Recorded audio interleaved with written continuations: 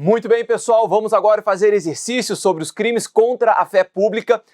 Tópicos esses que caem muito em prova, a gente tem que estar bem atento, tanto provas do judiciário, carreiras fiscais, carreiras policiais e assim por diante. Então, já vamos aí para a tela para a gente começar a fazer nossos exercícios de crimes contra a fé pública.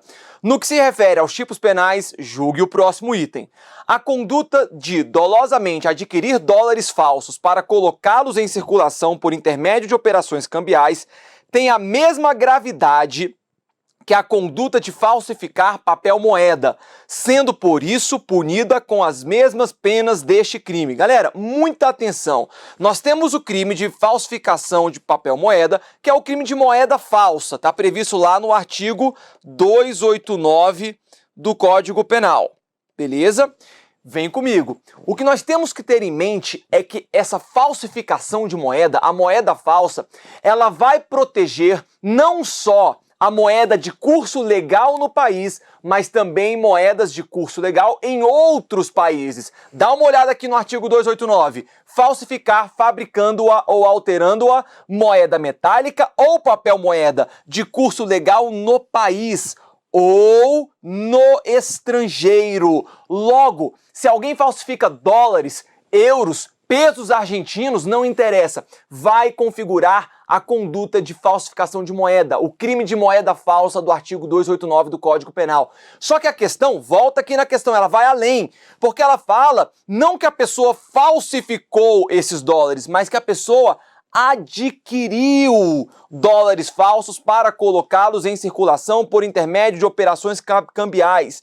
E aí, esta conduta de adquirir moeda falsa para colocá-la em circulação tem a mesma gravidade que a falsificação do papel moeda? Tem ou não tem? Pessoal, tem, e a conduta está correta. Essa questão está correta. Por quê? Porque no parágrafo 1º nós temos figuras equiparadas. Nas mesmas penas incorre quem? Por conta própria ou alheia, importa ou exporta, adquire, vende, troca, cede, empresta, guarda ou introduz na circulação moeda falsa. Então, é a mesma pena, tanto para aquele que falsifica a moeda, bem como para aquele que adquire esta moeda falsa, que coloca esta moeda falsa em circulação, para quem vende esta moeda falsa.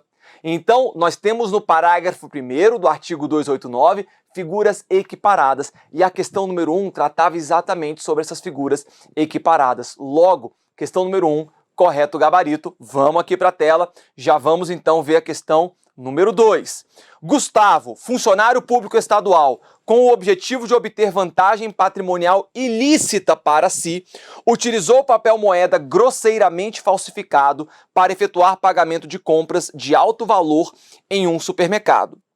Reparem que a questão está dizendo que ele utilizou um papel moeda grosseiramente falsificado. Em face dessa situação hipotética, assinale a opção correspondente à figura típica do delito praticado por Gustavo. O Gustavo foi quem falsificou? Não, a questão não fala isso. Esta moeda era uma moeda perfeitamente falsificada? Ela era muito legítima, essa falsificação? Não. Era uma falsificação grosseira. Uma falsificação que qualquer pessoa que batesse o olho ali visse, caramba, não. Isso aqui é uma moeda falsa, isso aqui é um papel moeda falso. Entretanto, ele conseguiu enganar o supermercado. Apesar do papel moeda ser grosseiramente falsificado, ele conseguiu adquirir mercadorias. Qual crime ele praticou? Olha aqui na tela. Ele praticou estelionato, moeda falsa, crime assimilado ou de moeda falsa, fraude no comércio ou crime de concussão. E aí, pessoal, vem comigo aqui. Nós temos a súmula 73 do STJ, que diz o seguinte: se o papel moeda grosseiramente falsificado é utilizado na obtenção de vantagem, nós vamos ter o crime de estelionato. Reparem, se o sujeito ele falsifica a moeda e é uma falsificação legítima, uma falsificação que realmente se passa por uma moeda verdadeira, o bem atingido foi a fé pública. Por isso será o crime de moeda falsa. Entretanto, se essa falsificação é grosseira, entende a jurisprudência que não houve uma conduta praticada contra a fé pública. não incide o crime de moeda falsa se o papel moeda, a moeda foi grosseiramente falsificada. Entretanto, a ressalva que faz a súmula 73 do STJ é a seguinte: mas olha, se por acaso esta moeda falsa, apesar de grosseiramente falsificada, tiver sido capaz de ludibriar uma pessoa, de enganar uma pessoa, com a intenção de obter vantagem ilícita perante essa pessoa, nós vamos ter o crime de estelionato. O agente obtém esta vantagem ilícita em prejuízo alheio, valendo-se de uma falsidade, de um ardil, que seria exatamente esta moeda grosseiramente falsificada. Nesse caso, portanto, a gente não vai incidir o crime de moeda falsa. Nós vamos incidir a conduta do Gustavo, e o fato dele ser funcionário público estadual é absolutamente irrelevante nesse caso. Ele vai responder pelo crime de estelionato. Está aqui a súmula 73 do STJ. A utilização de papel moeda grosseiramente falsificado configura, em tese, o crime de estelionato, da competência da Justiça Estadual. Por que que a súmula 73 do STJ fez esta ressalva referente à competência? Porque o estelionato, ele vai ter competência na Justiça Estadual. Por outro lado, o crime de moeda falsa, artigo 289 do Código Penal, como ele vai atingir diretamente os bens, serviços, interesses da União, o crime de moeda falsa tem competência da Justiça Federal. E aí a súmula 73 do STJ fala, olha, mas se esse papel moeda foi grosseiramente falsificado, o crime é de estelionato. E se o crime é de estelionato, o crime, em regra, terá competência na Justiça Estadual. Beleza? Muito importante a súmula 73 do STJ. Já vamos aqui, então, para a questão número 3. Julgue os próximos itens referente aos crimes contra a fé pública. Se um indivíduo adquirir gratuitamente maquinismo para falsificar moedas e alcançar o seu intento, então, nesse caso, ele responderá pelo crime de moeda falsa em concurso com o delito de petrechos para falsificação de moeda. Pessoal, muito cuidado com essa situação, ela é muito cobrada em prova. Vem comigo aqui. Aquele agente que deseja falsificar uma moeda, ele, em regra, ele vai adquirir petrechos para falsificação de moeda. O que são esses petrechos? É o maquinismo. Então vamos supor que ele adquira ou ele venha ele próprio a fabricar um maquinismo apto a falsificar moedas. Reparem que se ele fabrica, adquire, ainda que gratuitamente, este maquinismo que vai falsificar a moeda, ele está praticando um ato preparatório. Lembra lá do iter criminis? No iter criminis a gente tem a cogitação, ok? Depois nós temos a prática dos atos preparatórios. Depois nós temos a prática dos atos executórios, também chamado de execução do crime. Executórios. E por fim, a consumação. Se o agente tem a intenção de praticar o crime do artigo 289 do Código Penal, que é o crime de moeda falsa, e, para tanto, ele adquiriu um maquinismo, ele vai ter aqui, então, um ato preparatório sendo praticado. Mas aqui que está o detalhe, pessoal. Em regra, atos preparatórios não são punidos no direito penal. Só que nesse caso a gente tem uma exceção.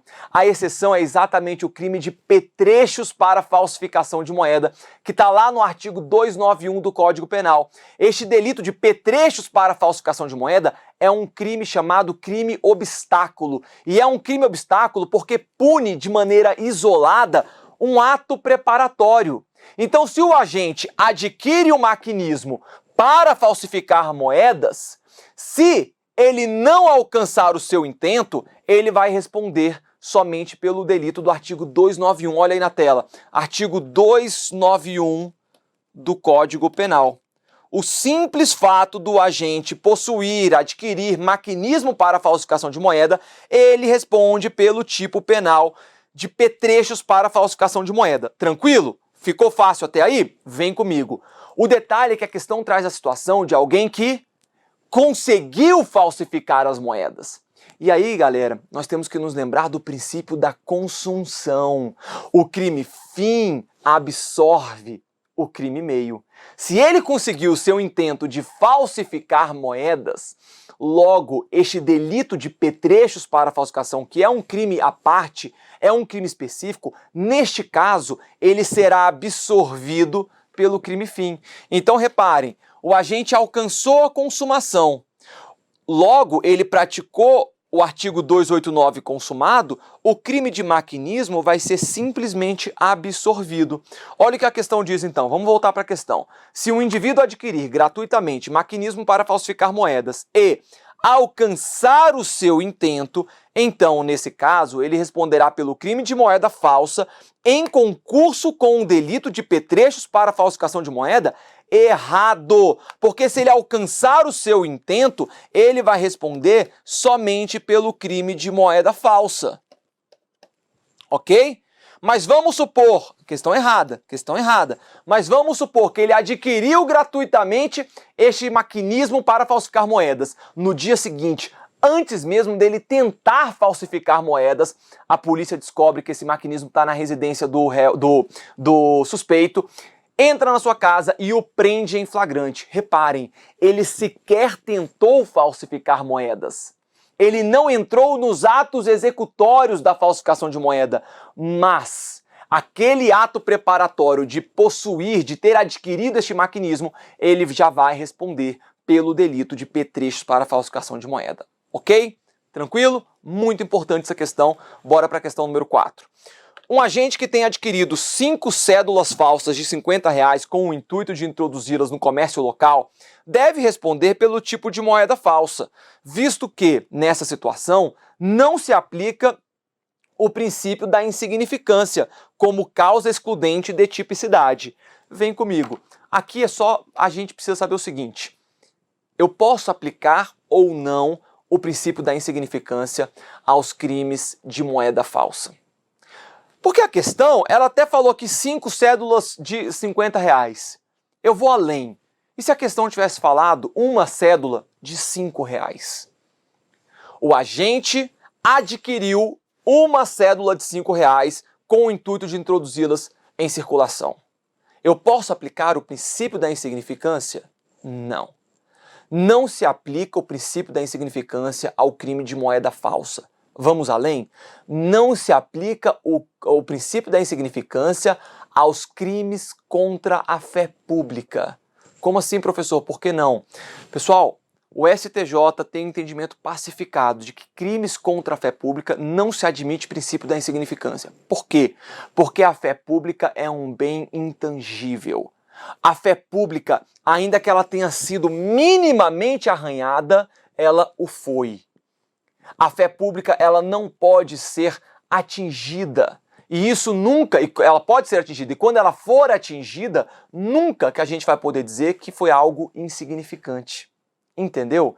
Então, ainda que essa falsificação da moeda, ainda que a pessoa tenha adquirido pouco dinheiro em valor financeiro, R$2, R$5, é moeda falsa, é papel moeda falsa, independentemente da quantia, haverá o crime. Não se aplica o princípio da insignificância, beleza?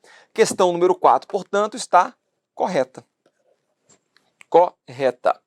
Muito bem. Vamos para a questão número 5.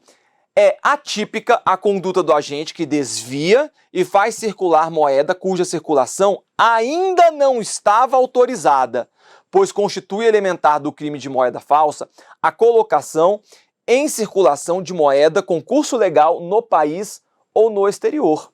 Lembra que nós vimos o artigo 289 caput? De fato, o artigo 289 caput fala, olha, falsificar moeda de curso legal no país ou no exterior, de curso legal.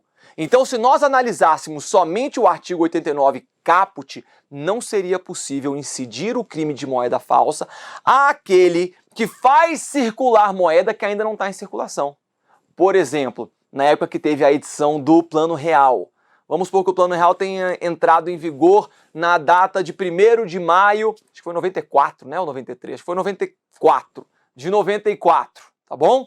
E aí vem alguém em 20 de abril, 10 dias antes de entrar o Plano Real, de entrar o dinheiro real, vem alguém e já coloca em circulação o papel moeda. Naquela época tinha nota de R$1, né? Hoje nem tem mais. Botava uma nota de R$1, uma nota de R$5, R$10 em circulação, antes da autorização devida para que o real circulasse como a moeda aqui no país.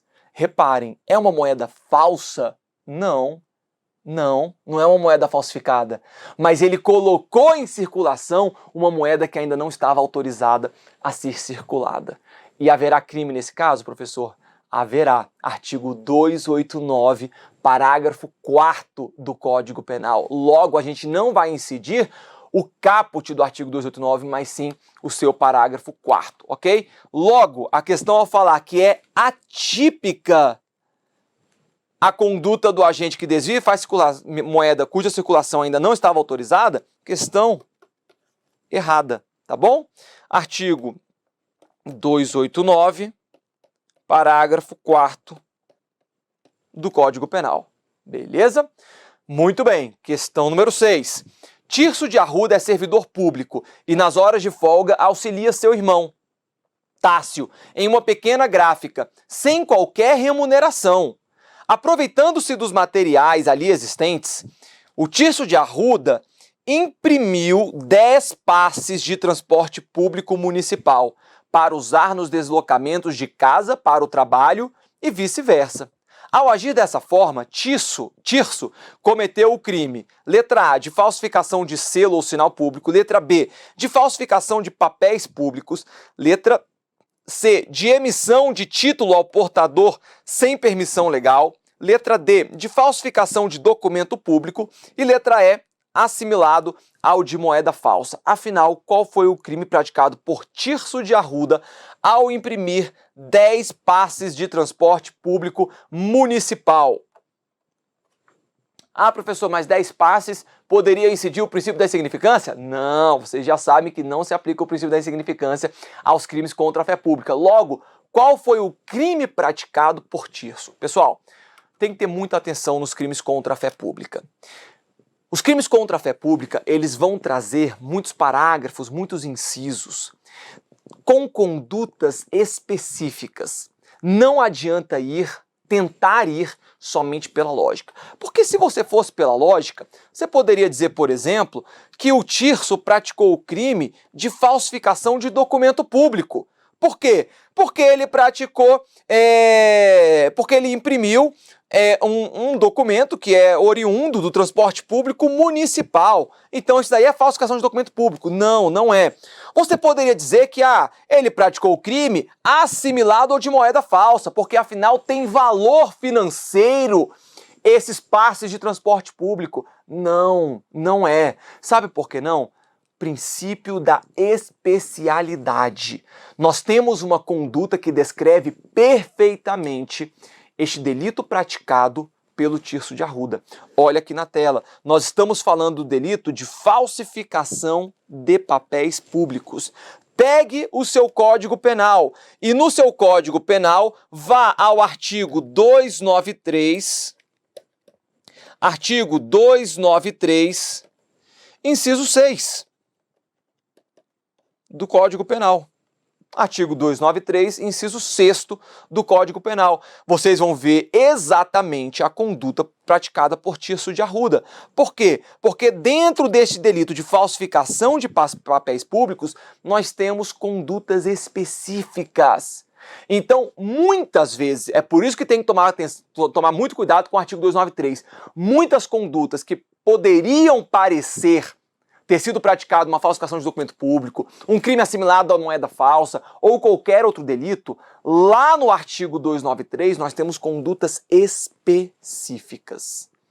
E aí a gente precisa conhecer cada uma delas, beleza?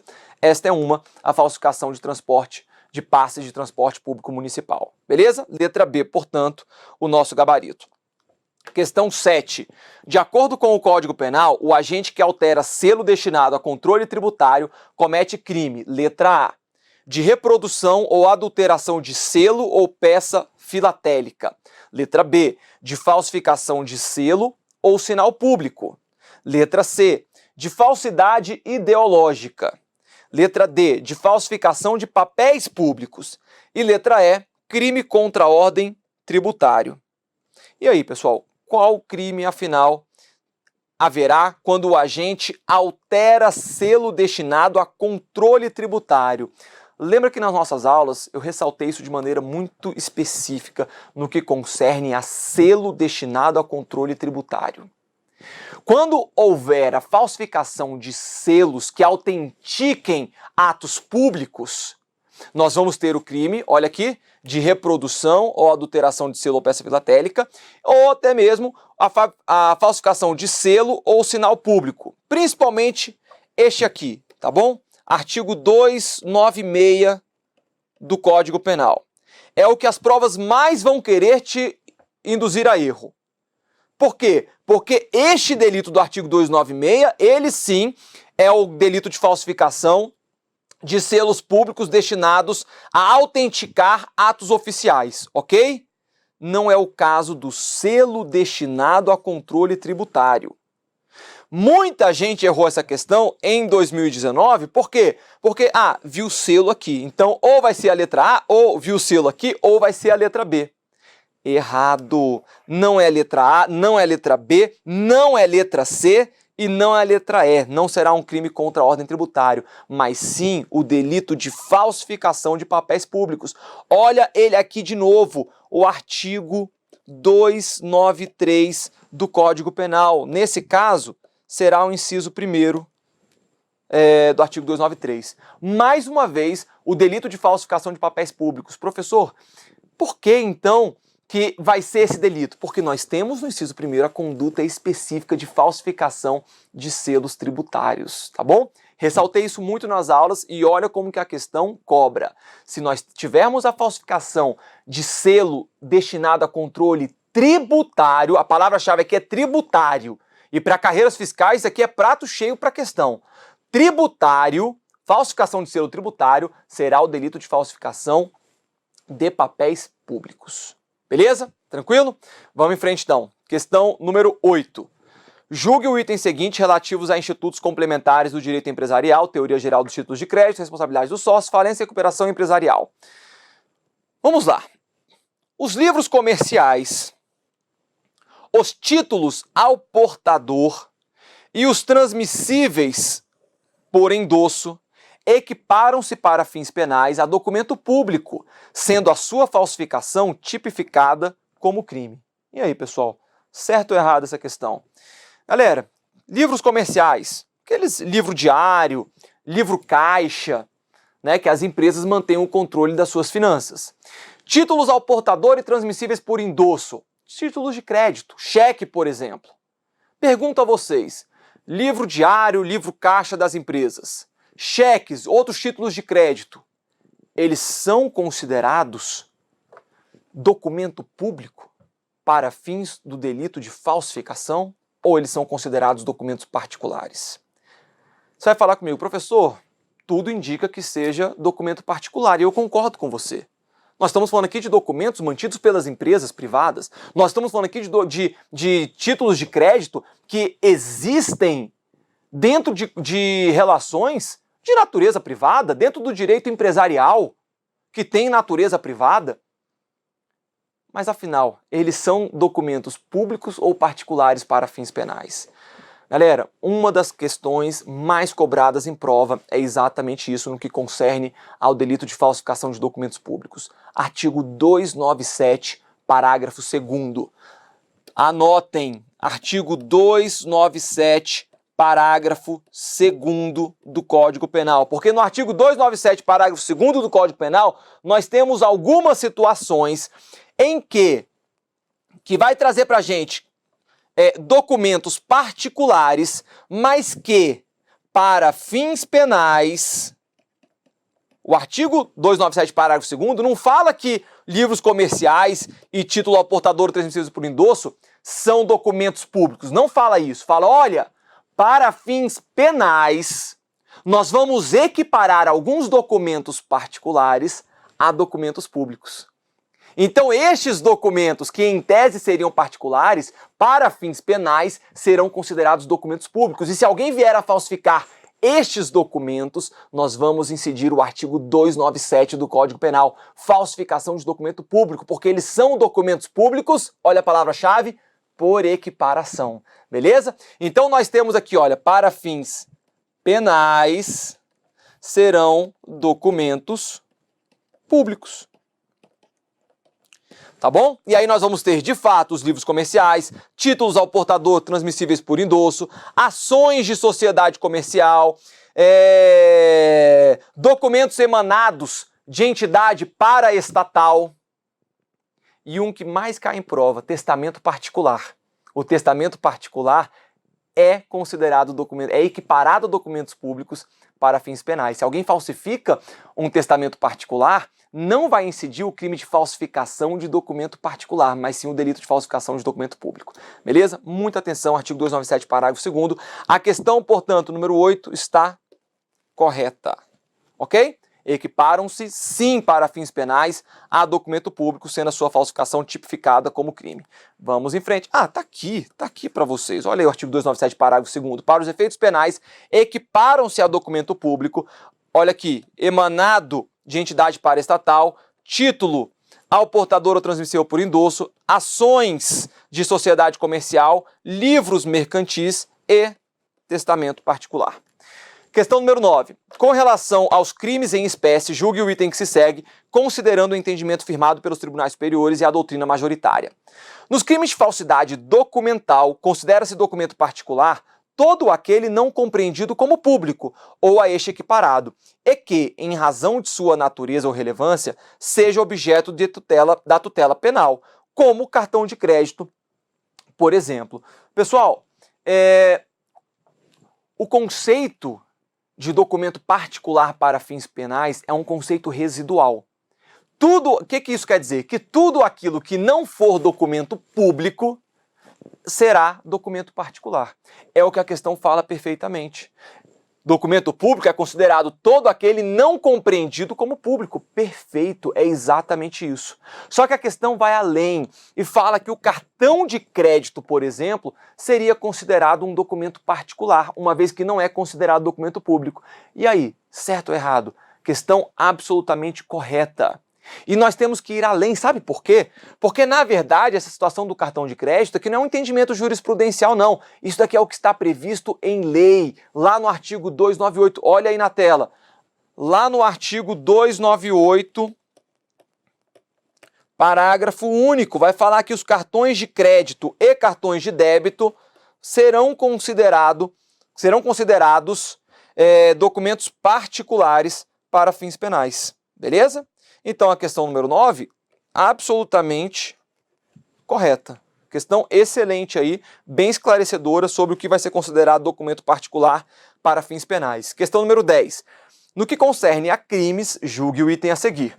O empresário que inserir na carteira de trabalho e previdência social de seu empregado declaração diversa da que deveria ter escrito, cometerá o crime de falsidade ideológica. Pessoal, muito cuidado com essa assertiva, tá bom?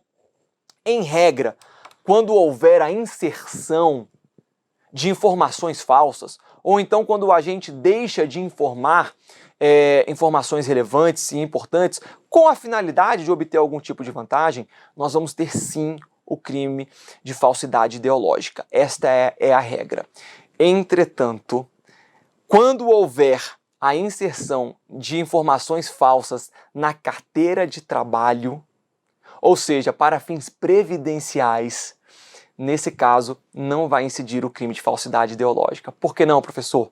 Princípio da especialidade. Esta conduta é descrita de maneira específica no artigo 297 do Código Penal. Então, olha aqui na tela, De novo, o empresário que inserir na carteira de trabalho e previdência social de seu empregado declaração diversa da que deveria ter escrito, cometerá o crime de falsidade ideológica? Não.